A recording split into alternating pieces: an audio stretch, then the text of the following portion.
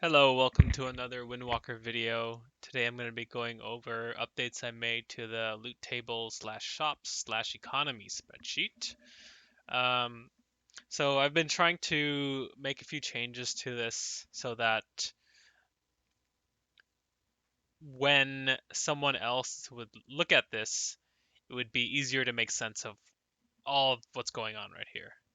So I went ahead and I deleted some columns and added comments or notes rather to a lot of these things to label um, what these things mean.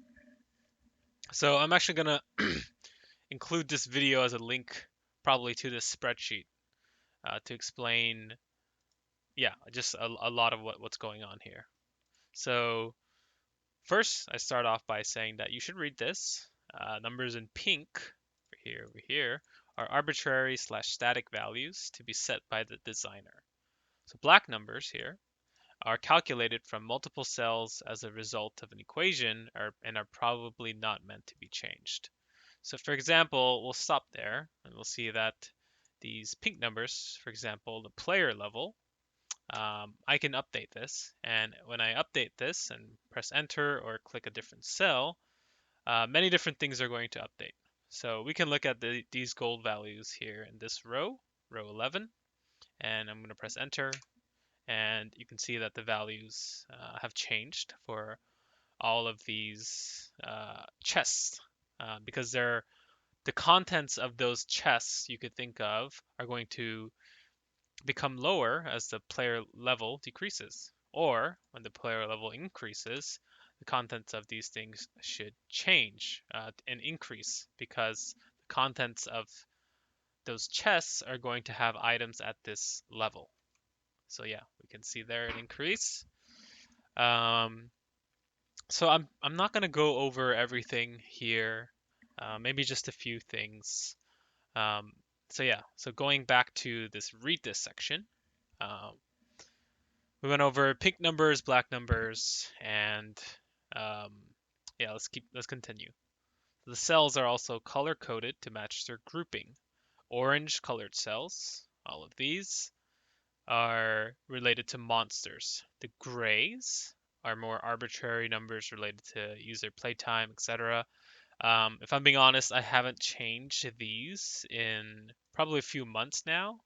And then I have these asterisks here to kind of remind me that these things were essentially just gathered from a website over here. And then that was really based on like mobile gamers specifically.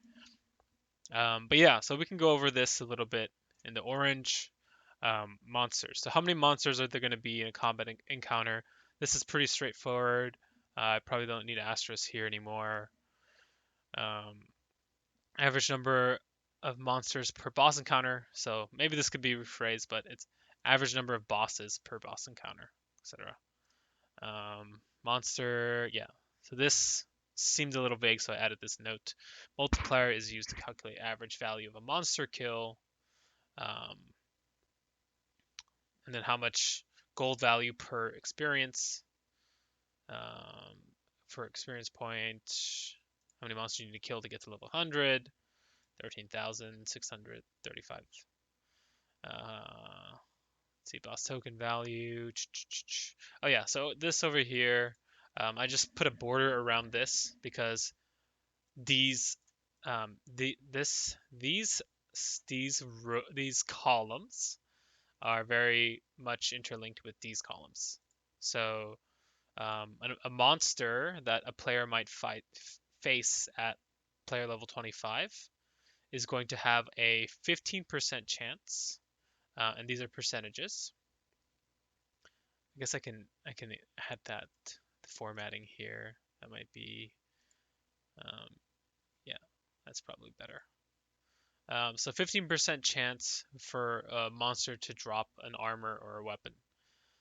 So I might consider as a game designer or an economy designer, um, what is the value of a monster dropping an item at this percentage at this level? So that's what this number represents here. So this is calculating B4, which is um, yeah, over here, gold per power level times F5, which is power level gain per item, times B3, player level, times P3, which is this percentage chance here. So that's how we're calculating that. And then we have the chance that a monster might drop an amulet, armor chest or weapon chest, treasure chest, Pandora's box. And then if you sum all these up together, then you can find the value of the loot dropped by a monster at this level. But not only this, you also want to consider how much gold is going to be dropped by the monster. So if you were to add this up, the amount of gold dropped and the gold value of the loot dropped, you'll get something like this. So N6 over there. Looks like I'm adding N8 here, which is right, the chance that a monster can drop a boss token. Um, yeah, so actually, I made a mistake here. I should add this to the border, to the thick border here.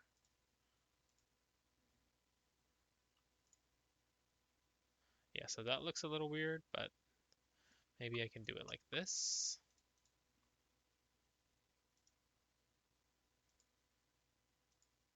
No.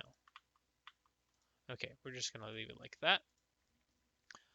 Moving on. So that's monsters. Went over this a little bit. Oh yeah, these over here, these columns here, purchase tax. Right, it says right there, multiplier for items in the NPC shop.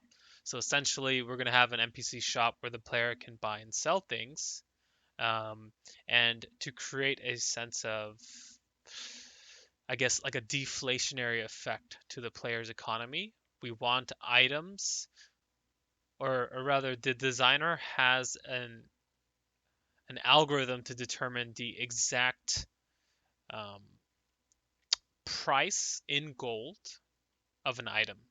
So I can run these calculations and figure out, okay, so every power level equals this much gold, which is 5 here. And then in the shop, I can show like an item that has, let's say, 100 power level, will cost 500 gold based on this, 100 times 5. But I don't want to exactly sell for that price because I want the player to sink, or rather use more gold than um, use more gold than that item actually cost, so that items maybe feel um, a bit harder to attain, but also more useful. And it kind of puts a little bit more meaning, I guess, into um, what you're spending your money on, your gold on. Yeah, that kind of made me. It's kind of interesting to kind of think about. Okay, like why does this system exist, and what is kind of that feeling like for the player when they're purchasing those things. Um, but yeah, this is an arbitrary number. It probably should be tweaked, but for now, I just have it here so that it's easily changeable. Another thing is the pet tax multiplier. So pets in this game are a big part of the player's combat power. Um, and yeah, they're just extremely useful. And currently, the way that so currently the players can buy them from the NPC shop. There's a chance that a pet might show up to be purchasable. Um, but pets, like items, have item levels or power levels. So many item powers. Um, they have power levels, and those power levels are calculated in the exact same way items are. But pets are in some ways more useful than items. And yeah, there's complexity there that I probably don't want to get into in this video. But for that reason, there should be some sort of multiplier to when you're purchasing them in the shop. Um, so now that I'm thinking about it, it should probably be higher than this. Um, but anything purchasable at the shop is still affected by this purchase tax. Um, yeah, so I should probably just say like this: NPC shop purchase tax, and then here probably also NPC shop pet tax. And then this is a multiplier, that's a multiplier, so everything should just have multiplier in it.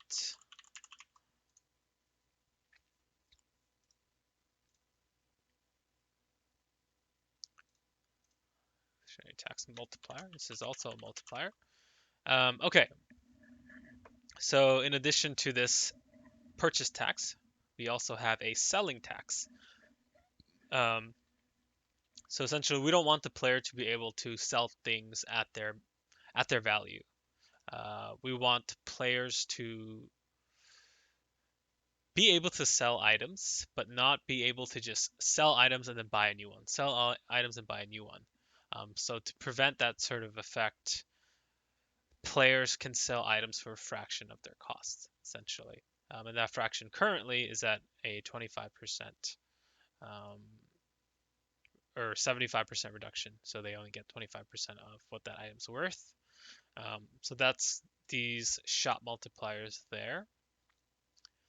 Um, okay, so we went over a lot of these things, which is good. And then here we have the different types of chests in our game. Just a reminder, like for myself, if I were to change these, I know kind of where to look in code to change them.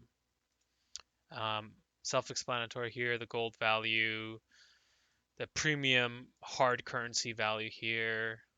Um, and then for each chest, I have a list of guaranteed items that the chest can contain, as well as a chance of including these other items, as well as the first percentage here in these cells represent the chances of those things being um, in the chests.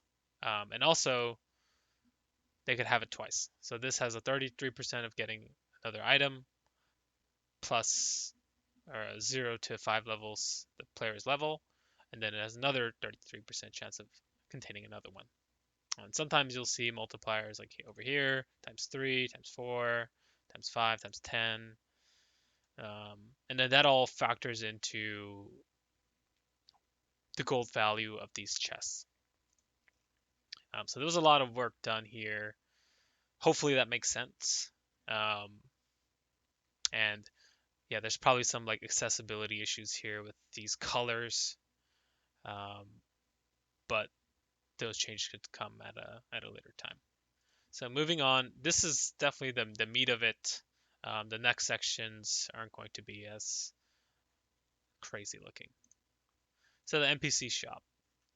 This is the NPC shop, the list of items that are going to be listed here. These things are deprecated and probably won't be added to the game. Cost and gold here. And this factors in the tax and all those things. Random pet, this factors in the pet tax as well. So you can see um, much more expensive than anything else you can find in the shop. Chance to show in shop. So our shop is a rotating shop, actually very similar to like Diablo 4's shop. If you've played any of the betas, we have a list of how many of these items can be listed, and also a reminder as to what the player's level is. Um, this cell actually influences and changes a lot of these other cells as well. So you can see I increased the player level and subsequently the prices of these items increased as well. Um, and we're actually reconsidering how we're going to refresh the shop, but um, essentially the high level is like, okay, it'll change every 2 hours, or it'll change on player level up, or yeah, some other ways to refresh the shop. Maybe you can pay some gold to refresh it. Um, yeah, still working on that piece. So one thing this I actually just did today, um, we're adding a, I'm calling it the Wheel of Fortune encounter. Um, so in our game, you're moving through different encounters in a map that's very similar to Slay the Spires map. And um, depending on what node you're landing on, you're going to be either in combat. You can have an encounter like this. It could be a mystery encounter. It could be an elite monster encounter or a boss encounter. But if you are lucky to land on a Wheel of Fortune encounter, you essentially spin a wheel and you'll get one of, let's see, is this 9? Yeah, 9 things. And over here, I'm just trying to map out um, the economic value of those different items. So I have the chances laid out here, the gold value um, of whatever prize you might win, and then the gold value after factoring in these chances. So you can see here, 35% chance. You're most likely going to get a little bit of gold. Um, Factoring in that percentage, it's like, okay, what's the average of the price that you're going to get, or the prize that you're going to get? I believe, if I'm not mistaken, I can just sum these up um, and then divide them by 9 to figure out the average value of the rewards here, which I guess would be like 2,300 divided by 9, like 255 around there at this level. Yeah, so that seems about right. It also seems like, okay, yeah, so I don't know if that's supposed to be that high. Seems like the treasure chest is giving a little bit too much value, which might indicate that maybe I should lower this percentage to match these other things. Or not. Maybe I want to keep it like this and keep it a little bit, I guess you could argue, interesting. Um, yeah, this over here, this percentage maybe is a little bit too low. Um, but yeah, I'm actually not sure if this math is, I'm not sure if this is how I should frame it and look at it. But yeah, moving on. Cash shop, just a brief description about how much something costs. Um, but yeah, we're probably going to reconsider this. I think that's it. This is not too related. Yeah, this is definitely the meat of it. I hope that makes sense. And yeah, I'll be continuously updating the sheet. Um, Actually took a long time before I was able to kind of fit into one screen. At least almost fit into one screen. But yeah, thanks for watching.